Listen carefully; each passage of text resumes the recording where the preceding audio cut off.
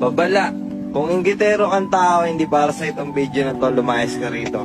May tanong lang ako, bakit pag may bago kang gamit, kailangan mo pa i-post? Bakit porket may bago kang cellphone, may bago kang TV, may bago kang damit, sapatos, o kung ano man, bakit kailangan mo pa i-post?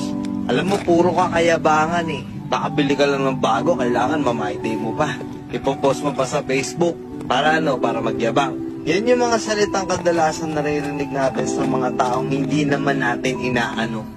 Eh ano kung mag-post ako? Eh ano kung i-my day ko? Kasi sa pagkakaalam ko, pera ko yung ginastos ko at hindi pera mo.